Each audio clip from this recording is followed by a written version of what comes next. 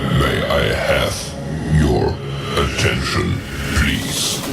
The show starts in 10, 9, 8, 7, 6, 5, 4, 3, 2, 1, go.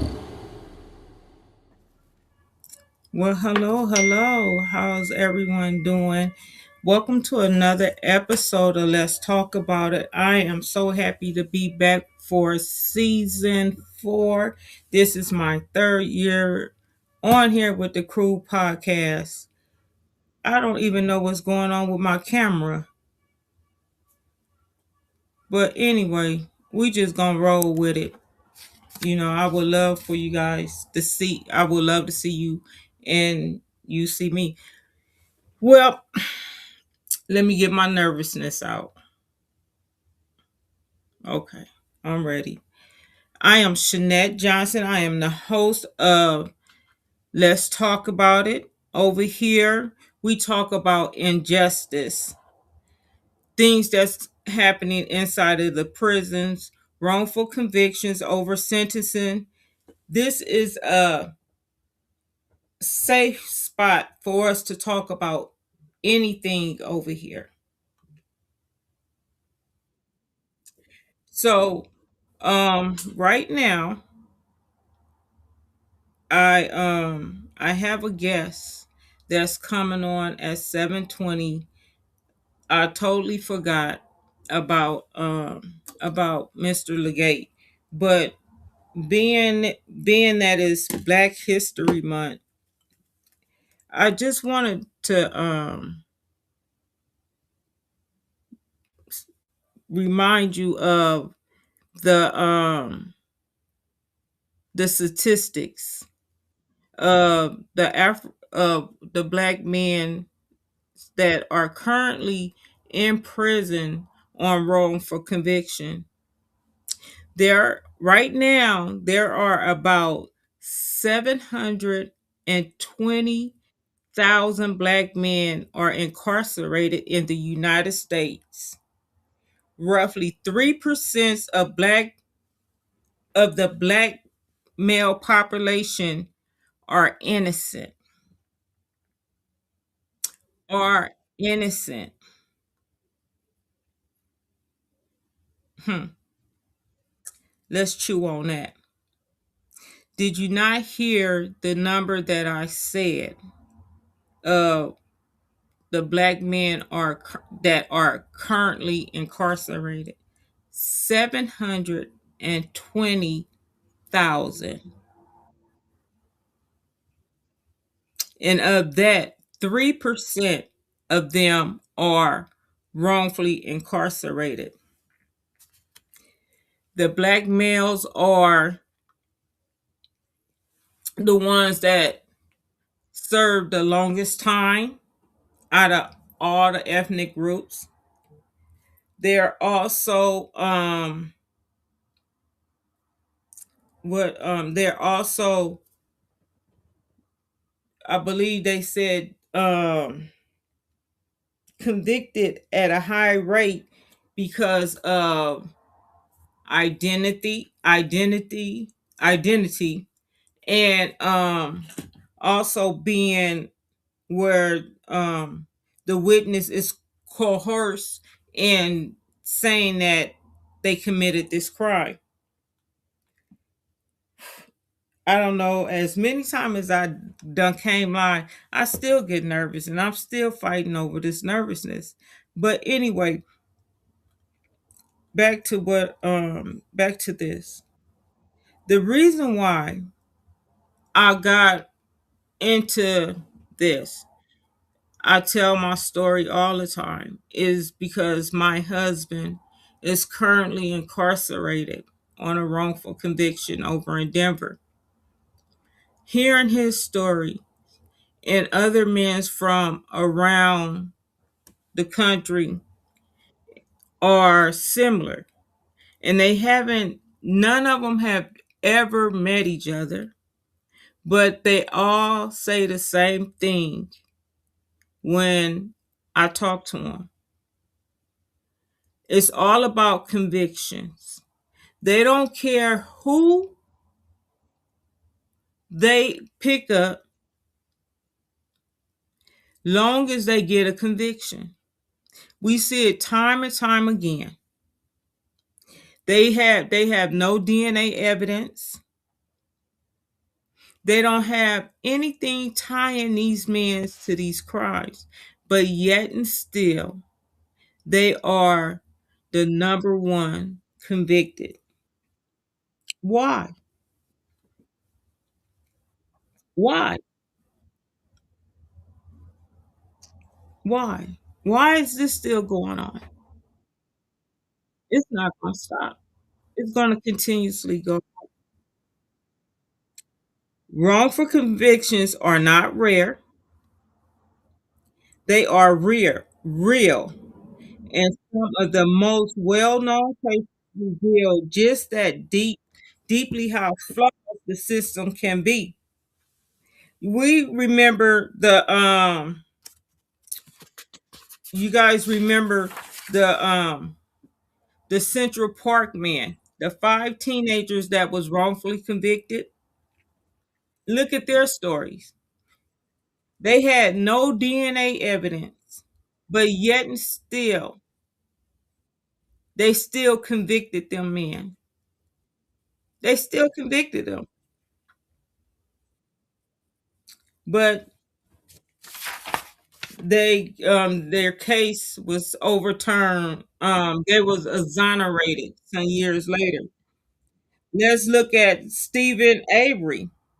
He spent 18 years in prison for a crime he didn't commit before being exonerated. And guess what? Stephen Avery is back in prison on what? Another wrongful conviction. How can that be?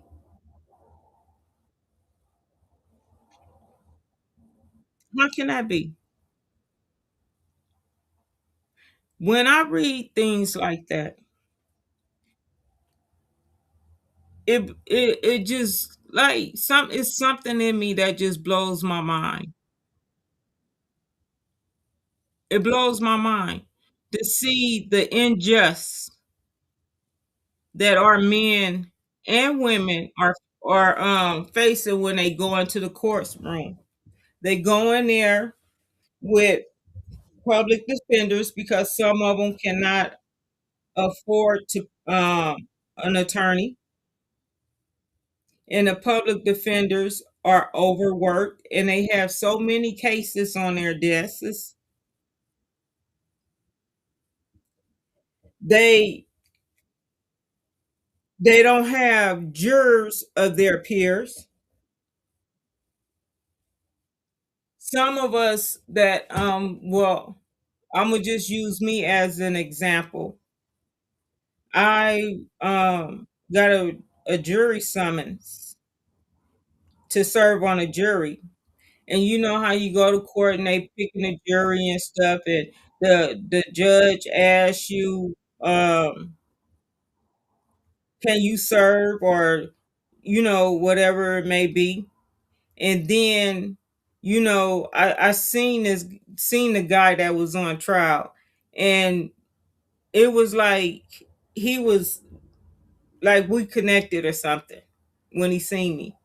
But when I raised my hand and told them that I couldn't serve because I was the only provider for my household, and the judge just dismissed me, it was just like all hope. Like he lost all hope. And looking back on it, yeah, I was the only provider for my household. But now I don't know the outcome of what happened to that young man or anything. And it kind of, it's on my heart like, whatever happened to him? Did his case go right?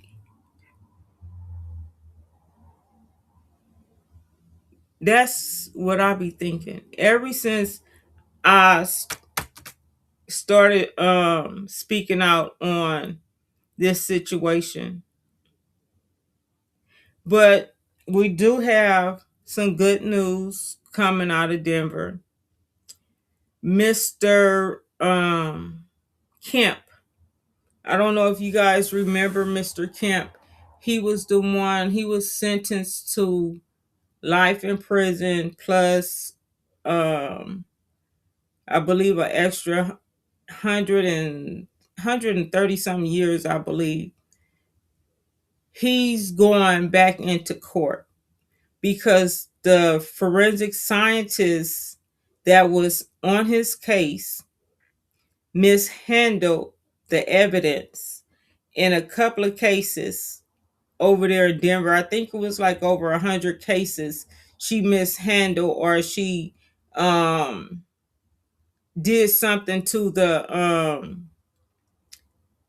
evidence. So they throwing out all the evidence, and the men's that in the women cases that she worked on are being brought back up to court, and they being resentenced. It was one guy, he actually did do his crime, and he was serving 3 life sentences, and they brought him back up to court, and they took away the life sentence, and I believe he was sentenced to 40 years. So he has a date to come home.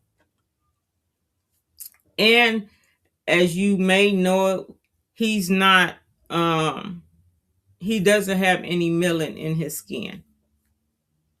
So he got a date to come home. Whereas it's another one in there that has melanin in his system. He doesn't have a date to come home. And he didn't commit his crime. And, and it's just like always to me, why? Why does it take so long for them to come home? Or why do they have to prove their innocence for something they didn't do? Even when they prove it, ain't nobody listening. Ain't nobody listening to these men. Some of their family members done turned their backs on them because they believe what the court said. Oh well, the jury found you guilty, so you must be guilty. They have lost children. They have lost parents, siblings. In Mr. Kemp's case, Mr. Kemp's, all his siblings has passed, and he's the only one left from his sibling. The only one left. And I know that weighs on them. When are we going to finally use our voice and stand up and say enough is enough? We're doing everything else. Don't get me wrong. Don't get me wrong. Please don't get me wrong. But I'm going to have to say it. I reached out on behalf of some of these men. I have reached out to different organizations. And they send back, they tell me, oh, we can't help them, or go to this one. But yet and still, you want me to donate to other causes, but you guys are not willing to speak out against the men and the women that are currently serving sentences, life sentences. Some of them are on death row for crimes that they didn't commit. Hello, this is a free call from James Legate. Give me An one. inmate F. Let me get him. This call is being recorded and is subject to monitoring. To accept this free call, press. Well, thank you for using Securus. You may start the conversation now. I'll probably get about a minute or so early. That's okay, but we're live right now, and I was just sitting up here. I really, truly thank you for calling in. But I was just sitting up here, just talking about how certain organization has been sending me out donation slips to support the causes of the things that's currently happening, but don't nobody want to speak up against the injustice about the men and the women that are currently incarcerated on wrongful convictions. Wow. I mean, it's understandable. A lot of people don't realize, the hardship that people go through when they're facing a wrongful conviction. Like for instance, me, I went through so much stuff already that the worst of all was losing my daughter, not even there to be with her, to help her, or not even to bury her. This is a parent's worst nightmare, as you know. And for me, being incarcerated, for something I didn't do, which is why I always try to urge people to look at the documentary, look at the evidence for themselves, and let them pose their own opinion on what's going on. And maybe, they can finally make up their mind right there and then, versus somebody just saying, oh, yes, I'm innocent of this. It's understandable. And I've gone through that so many times. It's just like with the Innocence Project. They see the evidence, but they think there is nothing newly discovered. I say, what are you talking about? The newly discovered evidence was when they actually found the guy alive, when they made announcements to the court and the jurors that he was killed in Mexico. But now they found him alive, they can't even bring a case against him. How does that work? And those are the issues that worry me, that bother me the most, because I cannot get an affirmative answer. And I've studied law for years, and I'm not an expert in this, and I've been trying to find stuff that might be able to assist me to understand it. But it all comes to the same thing. It was a fabricated case. And I'm sure a lot of people have the same type of case, maybe not like mine, but they have similar issues that dealt with either the prosecutor's misconduct in some form or fashion, which also dealt with their detectives doing the investigation. Right. Like in mine, they traced the gun to 5 different people. Well, actually, it was traced to the original owner, to the executive. After he died, it went to the executive. She admitted giving it to another guy. He admitted giving it to another guy. Well, this guy admitted giving it to the guy that actually said that he gave it to me with no corroborating evidence. But the detective, once he found this out, that it was traced to that guy, the one that fabricated this whole story, he comes up with his own conclusion that by saying, well, it's crazy how this guy never told me that he gave the gun to Legate. Well, where did this come from? His whole investigative report never mentions anything about, not even the person telling him, hey, well, yeah, the gun was traced to me and I gave it to Legate. That was nowhere in the records. Nowhere. So this is where the fabrication of the gun, of this witness giving me the gun, came to, because further on in his investigative report, he clearly shows that he contacted the district attorneys and explained the situation about Hernandez. I'm just going to name him, Hernandez not being cooperative to the case, and about the situation about the gun being traced through him. Again, it's just like giving the prosecutors like a heads up. Hey, look, you don't want to be cooperative? We'll subpoena him and we'll just make him testify. He had a motive. The gun's traced to him. The record shows that he was on probation. Plus, he also had a pending drug charge, but he was indicted. So he's looking at drug charges, a revocation of his probation, plus part of the murder, which I'm sure they told him that. And it's hard for somebody like me to prove all these facts. The only thing I can do, and hopefully that I can catch somebody's ear or their attention, is by explaining the situations as it stands and showing the proof through the records. This is not just something that I'm just, as they say, conclusionary allegations without supported facts or evidence. I have the facts, I have the evidence, but as a lay person with no license, no training at all, it's harder for me to set this boundary in court for them to actually take, proper notice of it. So yeah, I can understand how people may feel like, some people are just crying wolf, if I may say. Well, you Anyway, know what? so We had just jumped into this conversation. I want to reintroduce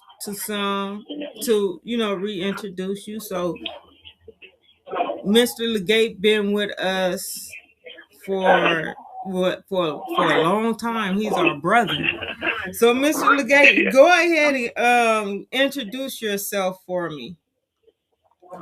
Okay, thank you, Shanette, for having me again. I love coming on your show.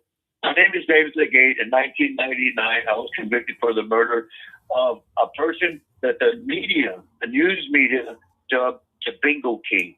Not because of his profitable bingo partners or whatever, but he knew how to manipulate the game. He had lawyers, judges, senators, congressmen, everybody he had dealings with.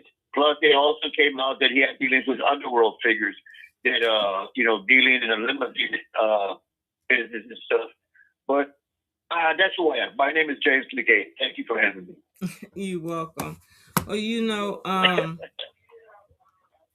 this is our first live show this year, and I've been with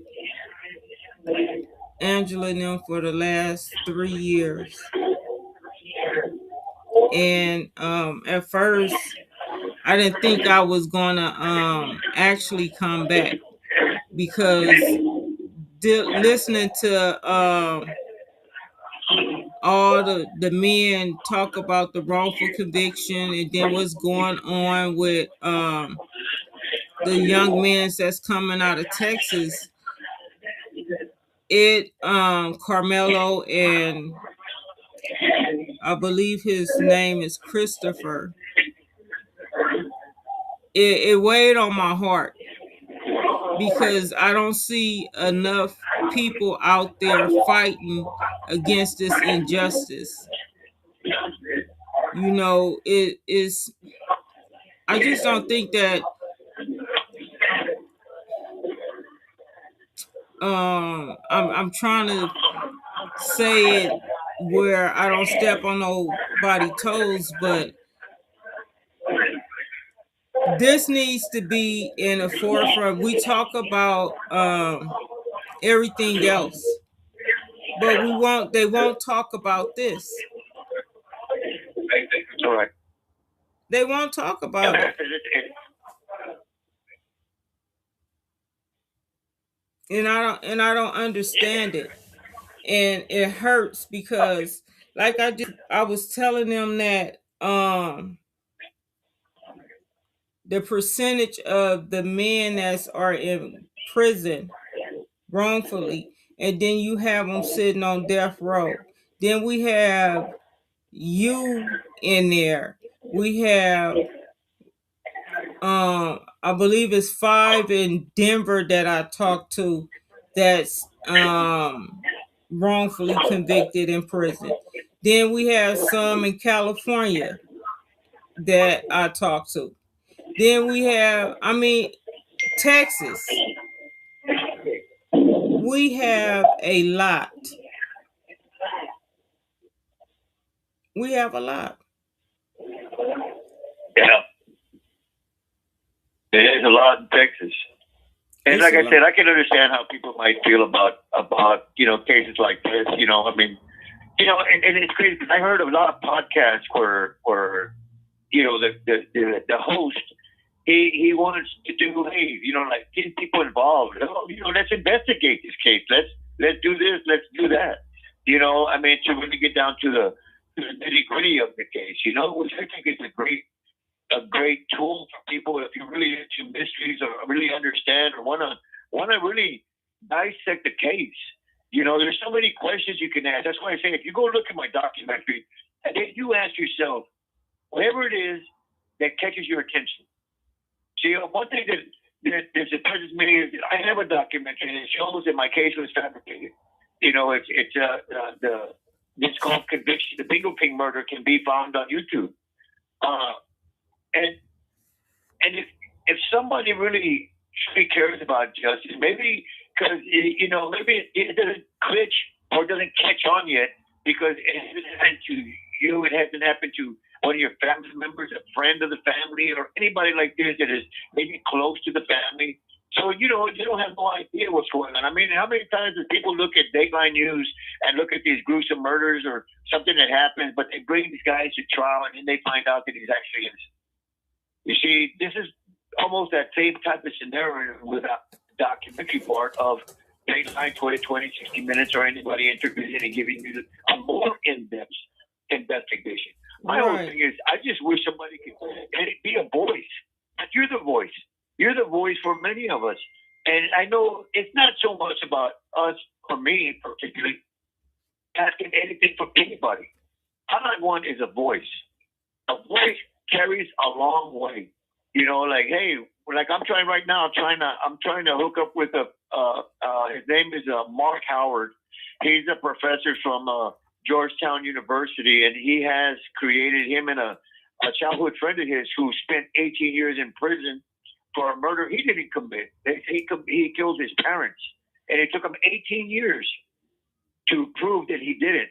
But when he got out, he became an attorney. It shouldn't take that long for an innocent man or an innocent woman to prove their innocence. It shouldn't take 18 years. It should. I was reading. It was one man.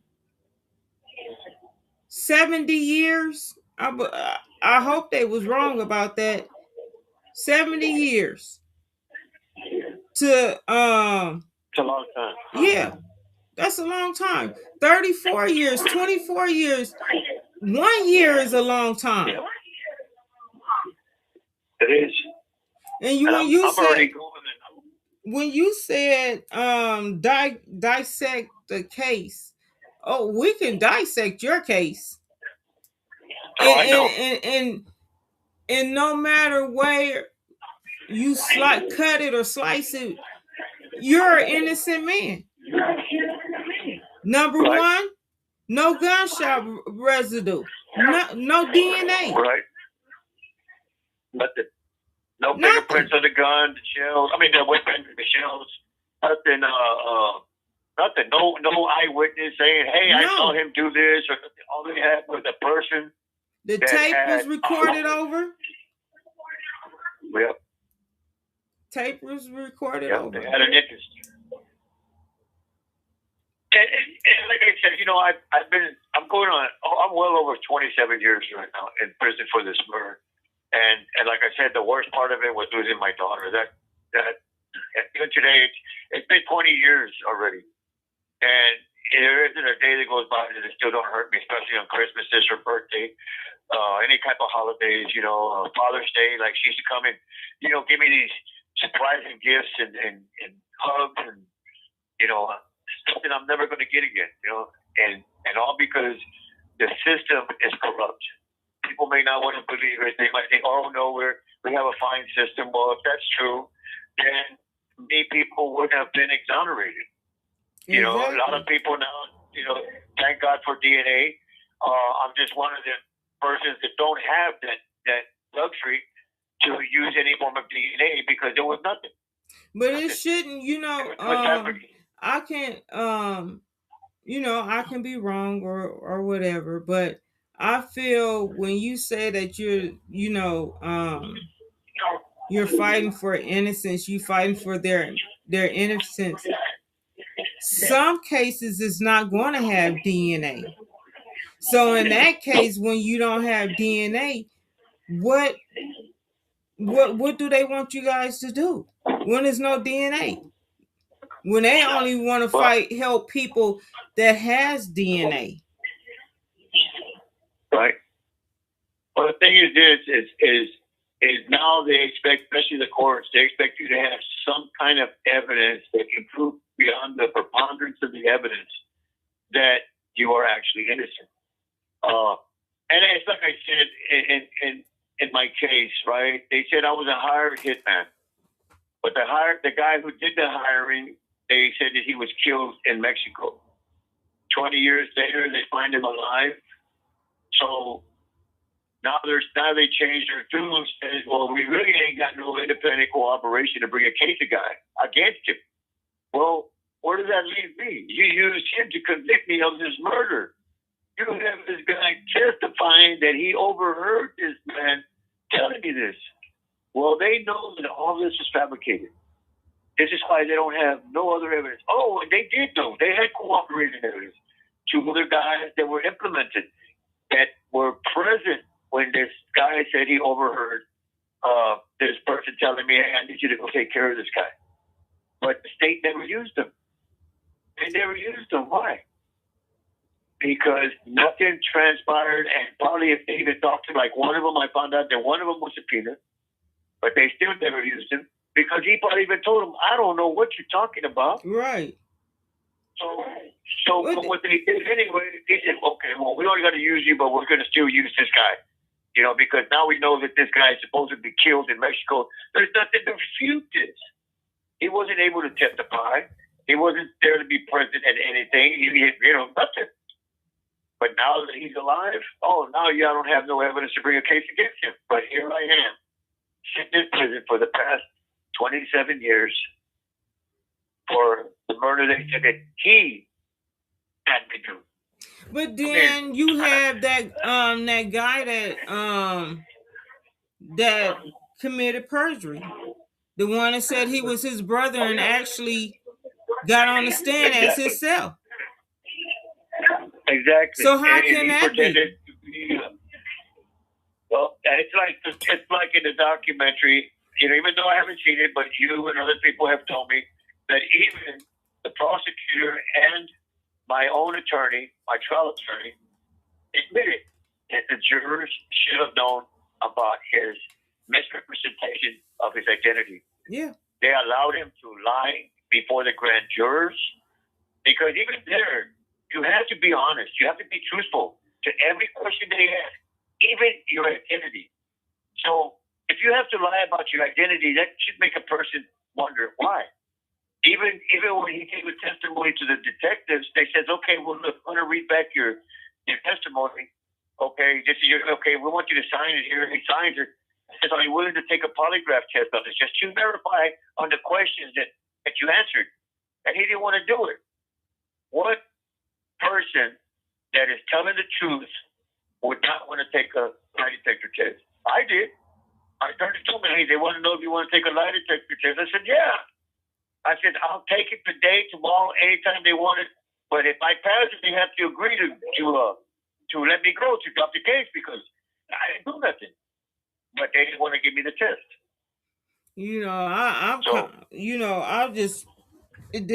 I'm just wondering what Bible they putting their hands on, standing up there saying they swear to tell the truth and nothing but the truth. So help them God. I want to know what Bible it is they putting their hand on. Well, each one of them that's getting up there. Because they have to come before God. So I'm just, and I was 37 when they locked me up. I was 38 when I was convicted, and right now I'm going to be 65 years old. So all this time that I spent in prison for a murder I didn't even have nothing to do with it. And I can understand if people don't want to believe it. That's fine. I mean, I don't blame nobody for nothing. But all I ever ask, like I said, and I mentioned earlier, look at the documentary. Look at the evidence. Read the story, burden of proof that was written or was published in the Texas Observer magazine. It's just having burden of proof. Go see the evidence that we discovered way back then that they withheld. But because the judge believed the prosecutor over the evidence, right? Well, she denied any type of relief. In other words, she talked to the witness. The witness said she never said he didn't do it, and all this without giving me an evidentiary hearing. I mean, what chances do I got? Everything was stacked against me. So, well, like I said, I know that things going to change. I know that they will prevail because if it wasn't for God's love and everything that He's been doing for me, He wouldn't have had anybody become interested in doing a documentary in my case. He wouldn't be interested or putting somebody in my life to do the story for the Texas Observer magazine.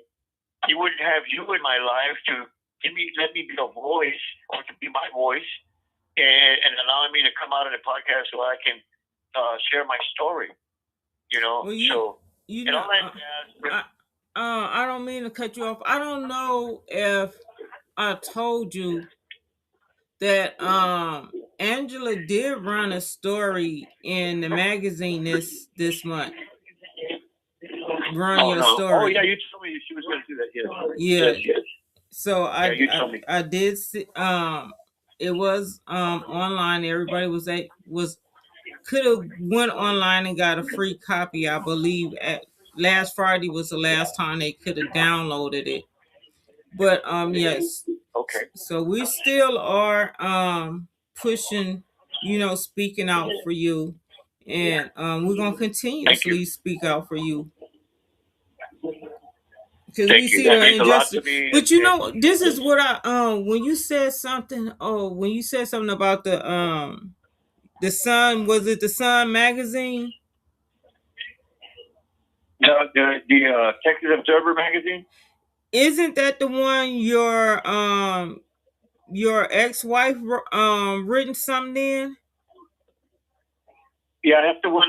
They interviewed her of everything that we have been doing, trying to prove my innocence. Yes, unfortunately, because due to my granddaughter, we decided to be best if because she wanted to adopt her, that they wouldn't allow her to adopt her if we were married. So, because I'm convicted, so we agreed to just divorce. We're friends and everything, but we just figured it'd be best. And if you guys can find that article, what's the name of the because everything about pertaining to Mr. Legate is public records. All you had to do is just Google his name or the Bingo King, and every article from Texas that's pertaining to that will come up. And you will see, as you would read that people were saying, James Legate, a hired hitman. Nah, no. And and even in one article, a man was laughing. He said, what hitman would drive his car to the scene, leave his car, leave all his belonging there? He's not a hitman. That's right. I had my driver's license, everything. I worked for Advantage Auto Finance. I had the dealer tags. I had business cards. Everything was in my portfolio. When everything happened so fast. I tripped out and I took off. I ran. I was surprised that I didn't get hit. Sometimes I do wish it would have been me. I would have been able just to, at least, they would be investigating my murder. I wouldn't have been the perpetrator. I would be the victim.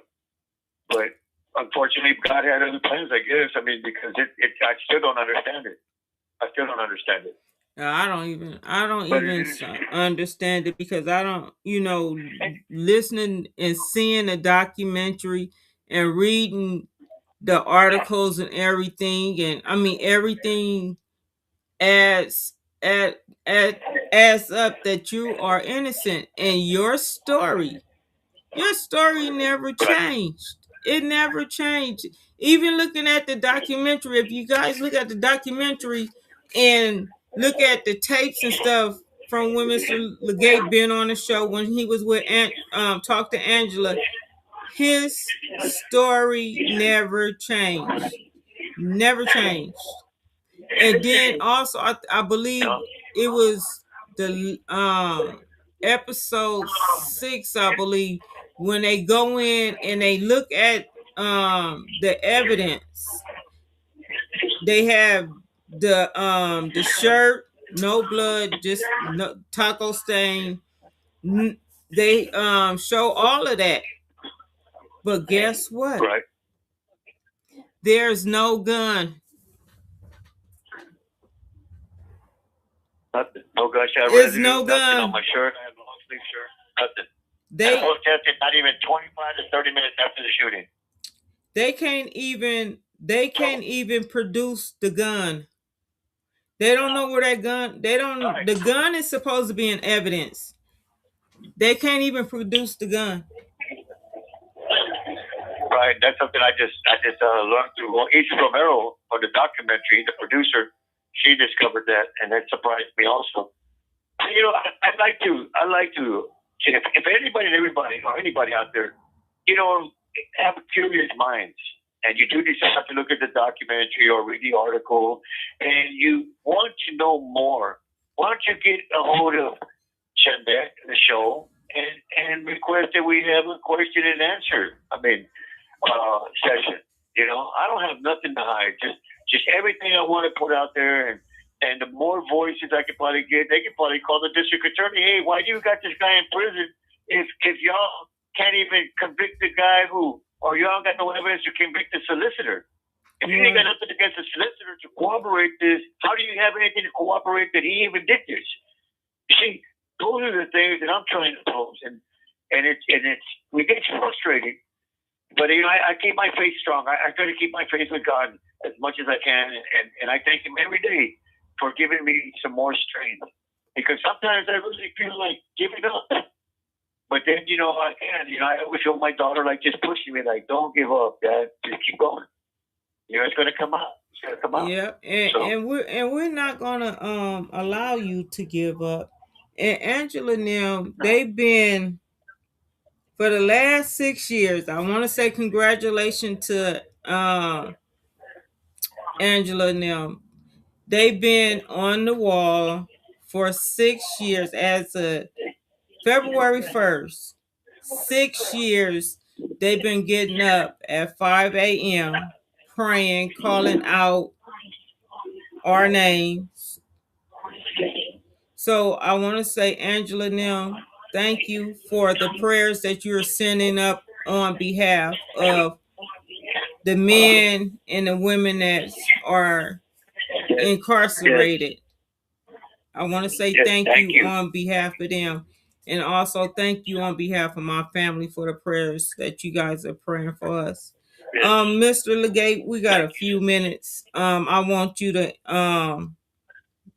go ahead and give your closing remarks and let the people know what you would like for them to do for you. So it's like I said, I'm just hoping to generate voices, you know, as advocates. I'm not looking for anything else. I'm looking to prove my innocence. You know, they say that they have evidence, even if they didn't have the guy who lied about his identity or anything like that they can use against me. Okay, well, if that's the case, why don't you give me a new trial? Give me a new trial with what you got, and let's take away all this fabricated stuff that you use, because you still got to prove the hitman theory. And this is all I'm asking. You know, and the voices can do a lot. You can call the district attorney. You can call your congressman. You can call his representatives. You can call anybody and ask about it. Anyway, that's all I'm asking. If we all ever want to know anything about the case or anything like this, I'm more than willing to answer any questions if you can get with Jeanette. And thank you, Jeanette. Love you. Angela, love you. Cornell, thank you so much. Y'all have been the greatest, and my You have brothers 1 minute left. And I thank you all for everything from the bottom of my heart. And thank you, audience, for allowing me to speak this day also and hearing me. May God bless all of you. God Thank bless you so you much, too. Jeanette. Give me a call tomorrow at 1:00 your time. Okay. We'll see you then. Okay. Good night, everybody. Good night. Have a blessed night, Mr. Legate. You do the same, Jeanette. We'll see you later. Okay. Good night. Well, that was Mr. James Legate. The caller has hung. He oh, Did I end? I don't know if I'm still going or not because I see. Oh, thank you, Angela. That was Mr. James Legate with us. If you guys can, please go see the documentary. Please go see it. Dissect it yourself. Call me if you want to just talk about it. And if you see something that we probably have missed and that we can bring up, please, I just ask you guys, please go look at the documentary. Google his name, James Legate, and pull up all the articles and read them, please. And you will see what people are saying, what they said about him. I truly believe that Mr. Legate, I know that Mr. Legate is an innocent man. And all he want is someone to be a voice to speak up for him because they have they are limited what they can do from behind that wall. So we have to give them a voice. Like we doing other things, let's be a voice for them. Like us today I googled being black, black history, and we have a lot of inventors. So today, on this day, Alfred Curley, he patented the ice cream scooper. So if it wasn't for him, Alfred Curley, we wouldn't have the scooper, the ice cream scooper. And he patented on February the 2nd, 1897. He was 30 years old when they granted him the patent. So just a little history, so we can keep up on our history. And I believe it's important to teach our children about our history. On that note, I want to leave you guys with, I got my final thing, if I can find it. I got so much going on over here. Hopefully my teacher don't call me asking me for my paper.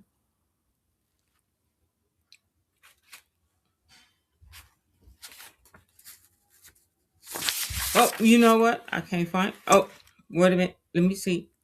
Is it? No, you know what?